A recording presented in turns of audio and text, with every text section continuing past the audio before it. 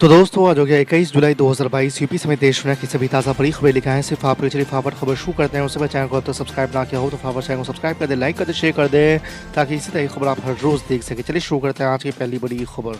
Alt news के को founder Mohammad Zubair को सुप्रीम कोर्ट ने बड़ी राहत दी है। उनको यूपी में दर्ज सभी एफआईआर में अंतरिम जमानत मिल गई है। इसी के साथ सुप्रीम कोर्ट ने जांच के लिए यूपी में बनाई गई एसआईटी को भी भंग कर दिया है। इसके साथ ही सुप्रीम कोर्ट ने फैसला देते वक्त कुछ सख्त टिप्पणियां भी की हैं।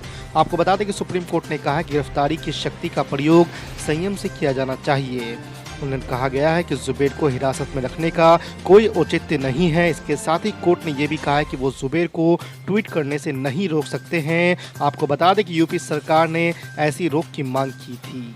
आज पता चल जाएगा कि देश का 15वां राष्ट्रपति कौन होगा। आपको बता दें कि राष्ट्रपति चुनाव के लिए 18 जुलाई को मतदान हो चुका है।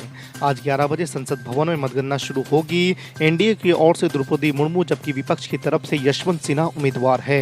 आपको बता दें कि मुर्मू की जीत की संभावना काफी ज्यादा लगाई जा रही है। यदि वो जीत हासिल करती है तो वो देश की पहली आदिवासी महिला राष्ट्रपति बन जाएगी। कांग्रेस के अंतरिम अध्यक्ष सोनिया गांधी को national Herald money laundering case में आज ईडी के सामने पेश होना होगा। इससे पहले उनके बेटे राहुल गांधी से ईडी 5 दिन की पूछताछ कर चुकी है। उधर सोनिया गांधी की कल ईडी दफ्तर में होने वाली पूछताछ को लेकर कांग्रेस नेताओं ने रणनीति तैयार की है, जिसमें केंद्र सरकार के खिलाफ देशव्यापी प्रदर्शन शामिल है। महाराष्ट्र के मुख्यमंत्री एकनाथ शिंदे समर्थक शिवसेना के गुट के प्रवक्ता दीपक केसरकर ने संजय रावत पर तीखा तंज कसा है। उन्होंने कहा कि संजय रावत तो आधे शिवसैनिक है और आधे एनसीपी वाले हैं। आपको बता दें कि बुधवार को साईं बाबा की आरती में शामिल होने के बाद दीपक केसरकर ने ये बात कही है। दीपक केसरकर ने इस दौरान अदालत में चल रही सुनवाई को लेकर सत्य में विजेते कहा है। उन्होंने कहा है कि अंत में सच्चाई की ही जीत होगी। सुप्रीम कोर्ट ने बुधवार को पिछड़ा वर्ग आयोग की सिफारिश के अनुसार ओबीसी के लिए आरक्षण लागू करके महाराष्ट्र में रिक्त स्थानीय निकायों के लिए चुनाव प्रक्रिया को 2 सप्ताह के भीतर अधिसूचित करने का निर्देश दिया है। हालांकि शीर्ष अदालत ने कहा है कि उक्त आरक्षण 367 स्थानीय निकायों पर लागू नहीं होगा, जहां चुनाव प्रक्रिया पहले से शुरू हो चुकी थी। धन शोधन मामले में आरोपी दिल्ली सरकार में मंत्री सत्येंद्र जैन की न्यायिक हिरासत अवधि अदालत ने 29 जुलाई तक बढ़ा दी है। आपको बता दें कि सत्येंद्र जैन की न्यायिक हिरासत की अवधि समाप्त होने के बाद उन्हें बुधवार को प्रवर्तन निदेशालय ने वीडियो कॉन्फ्रेंसिंग के जरिए अदालत में पेश किया, जिसके बाद राउज एवेन्यू स्थित विशेष न्यायाधीश की अदालत ने जैन की हिरासत की अवधि 29 जुलाई तक बढ़ा दी है। अपने बयानों से सुर्खियों में रहने वाले सुभाषपा प्रमुख ओम प्रकाश राजभर एक बार फिर चर्चा में है। इस बार जहाँ एक तरफ उन्होंने मुख्यमंत्री योगी आदित्यनाथ की तारीफों के पुल बांधे हैं, वहीं दूसरी तरफ सपा प्रमुख अखिलेश यादव पर करारा हमला किया है। आपको बता दें कि एक टीवी चैनल को दिए गए बयान में राजभर ने मुख्यमंत्री को कर्मठ, ईमानदार और मेहनती मुख्यमंत्री करार देते हुए कहा है कि मुख्यमंत्री की ईमानदारी पर कोई प्रश्न नहीं उठा सकता है। राजद प्रमुख लालू प्रसाद यादव की पत्नी और बिहार की पूर्व मुख्यमंत्री राबड़ी देवी ने केंद्र की नरेंद्र मोदी सरकार पर जमकर हमला बोला है। बिहार के पूर्व सीएम ने कहा है कि नरेंद्र मोदी की भाजपा सरकार पूरी तरह से गरीब और मिडिल क्लास विरोधी है। राबड़ी देवी ने कहा है कि आज़ादी के बाद पहली बार देश में अनाज पर भी टैक्स लगाया गया है। एआईएमआईएम की हिंदू प्रत्याशी जीती, बोले ओवैसी अवाम ने नफरत की राजनीति को नकारा है। आपको बता दें कि मध्य प्रदेश के निकाय चुनाव में पहली बार हिस्सा ले रहे असदुद्दीन ओवैसी की पार्टी एमआईएम ने प्रदेश में कदम जमाना शुरू कर दिए हैं। राज्य में अब ऑल इंडिया मजलिस इत्तेहादुल मुस्लिमीन के 7 पार्षद जीत चुके हैं। प्रदेश में मिली इस जीत को लेकर एमआईएम के कार्यकर्ता जोश में हैं। वहीं इस जीत के बड़े मायने तलाशे जा रहे हैं।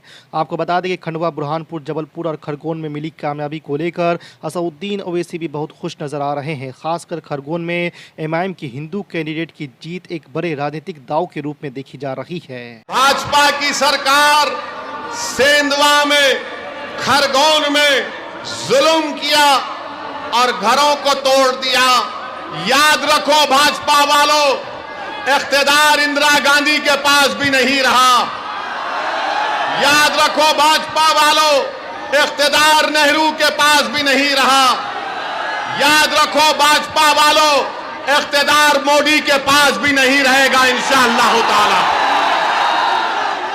इख्तिदार के नशे में डूबकर अगर आप किसी गरीब का घर तोड़ रहे तो डरो उस गरीब की हाय से, डरो उस गरीब की तकलीफ से, चाहे गरीब को हिंदू हो या मुसलमान हो। अगर सत्ता में बैठने वाले लोग सत्ता में डूबकर, अहंकार में डूबकर किसी गरीब का घर तोड़ते हैं तो वह गरीब जब रोता है तो अल्लाह की रहमत जोश में आती है और इंशाअल्लाह ताला आप देखेंगे कि जिन्होंने जुल्म किया है अल्लाह सुब्हाना व तआला इंसाफ करेगा। मेरे अजीज दोस्तों और बुजुर्गों, मैं मजम्मत करता हूं कि जो भाजपा सरकार ने वसीम शेख की दुकान को तोड़ दिया, अरे जिसके हाथ नहीं है आपने उसकी दुकान को तोड़ दिया। हिम्मत से काम करो, संविधान को इस्तेमाल करो, अमन से अपने काम को करो, जोश यकीनन बरकरार रखो, मगर होश के साथ अपने जोश को इस्तेमाल करो। कभी भी याद रखो मेरी इस बात को, अगर आपको कामयाब होना है तो वायलेंस से, तशद्दुद से आप कामयाब नहीं हो सकते। अगर आपको अपने मसाइल को हल करना है तो वोट की ताकत को इस्तेमाल करो। तुम वोट डालो मजलिस को, मैं तुमसे वादा कर रहा हूं ये तशद्दुद खत्म होगा।